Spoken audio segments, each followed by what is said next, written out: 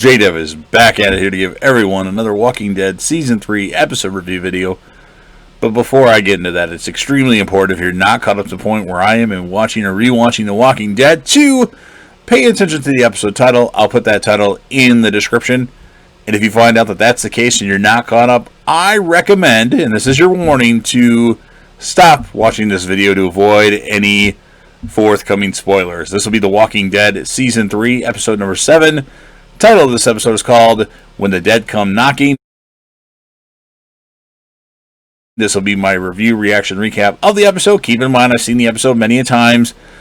Probably at least 6 times. I'm reviewing it for the channel because I haven't yet. And they announced that The Walking Dead is concluding after Season 11. At least the flagship show, but that doesn't mean that there won't be more shows. So I want to make sure all of them get on this channel.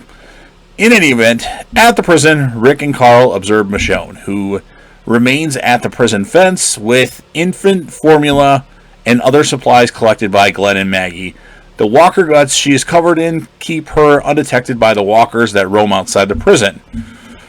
As they debate, they notice the walker starting to turn towards Michonne, and due to the being shot in the leg earlier by Merle, she stumbles as she tries to defend herself.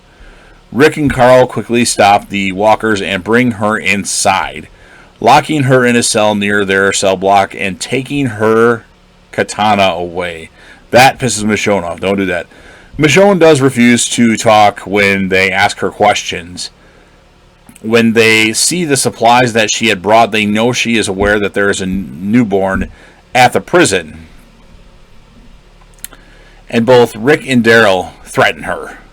She explains she had overheard Maggie and Glenn before they were taken to Woodbury by the man who shot her.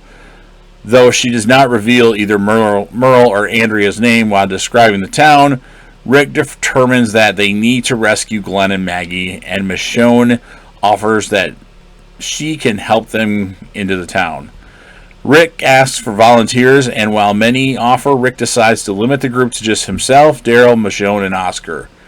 As they arm themselves from the prison supplies and prepare to leave, Rick thanks Daryl for taking charge of the group while he struggled with the loss of his wife and the death, of course, of Lori, and agrees with Carl's name for the newborn, Judith, borrowed from one of Carl's former teachers. So at Woodbury, Merle reminds Glenn how he left him to die in Atlanta. Merle first threatens to harm Maggie to converse him to talk, and then he turns to violence. Glenn stays quiet, though he states that a large battle-hardened group will come to rescue him.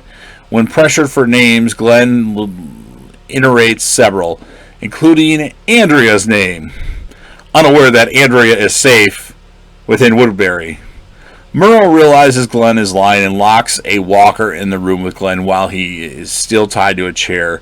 Glenn somehow, someway manages to fend off the walker and kill it while breaking free from his restraints. Separately, the governor interrogates Maggie, and when she refuses to talk, he makes her take off her shirt and then take off her bra and get a little peep show from Maggie, threatening to rape her. I don't know if that's exactly what he was doing, but maybe. In the comic book, he rapes Michonne, I believe, but nonetheless, Maggie remains silent and refuses to cooperate, even as the governor threatens to harm Glenn, forcing him to leave her alone. The governor then brings the two of them together and threatens to kill Glenn in front of Maggie.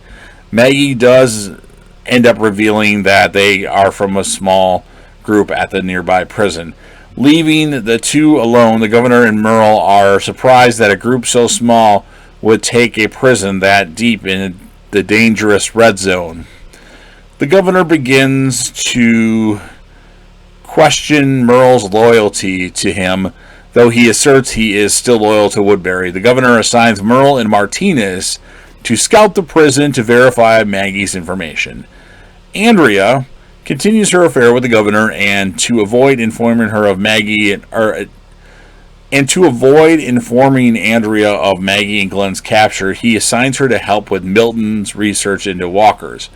Milton is observing a volunteer, Michael Coleman, who is slowly dying from cancer, to learn about how much memory retention the walkers keep. Coleman finally dies and turns while secured to a bed. Milton believes that unsecuring Coleman would help Coleman provide better responses for his study.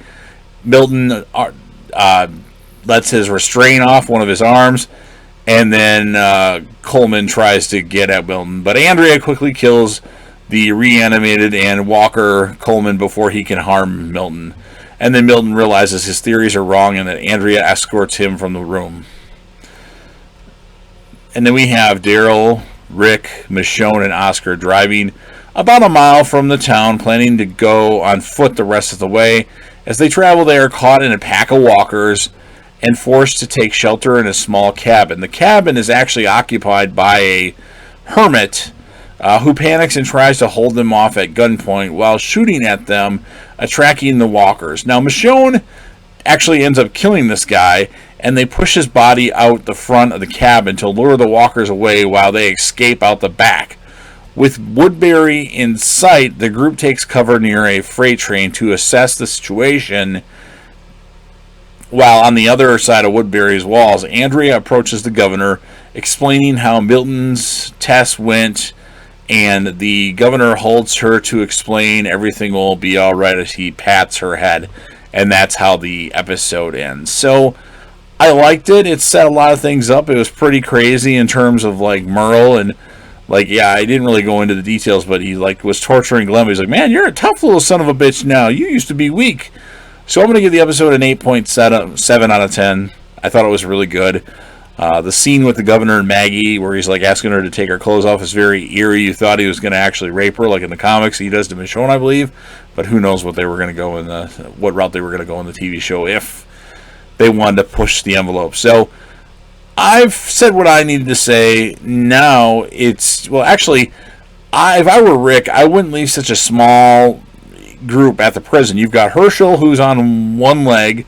You've got Carl, who's a little boy. You've got Carol, who knows about Carol, and Beth and a baby to fend, and Axel to fend off any threats when the two best fighters, Rick and Daryl, are off. And I don't know. I think Rick and Daryl should always be in opposite places. Just my opinion, but obviously it worked out for them in the long run. So you heard what I have to say. Now it's your turn. If you're a fan of The Walking Dead and you love this series, go ahead and smash that like button. If you know anybody that you think would be interested in listening to these future reviews or watching them, go ahead and share the video with them, and then let them know that they can certainly share with anybody else that they know, whether they're a casual, super, or just a regular fan. Don't forget to leave me a comment in the comment section. That can be whatever you want. Score the episode, your favorite character, your moment of the episode, whatever you want to choose from. I'm going to say my favorite character of the episode is Glenn, because he was a badass in this episode, especially killing that walker. That was a pretty awesome feat by Glenn. And then, of course, last but certainly not least, go ahead and hit that sub button. Subscribe to this channel, join the team, show your support, and be a part of something special. And you know that JDev will return.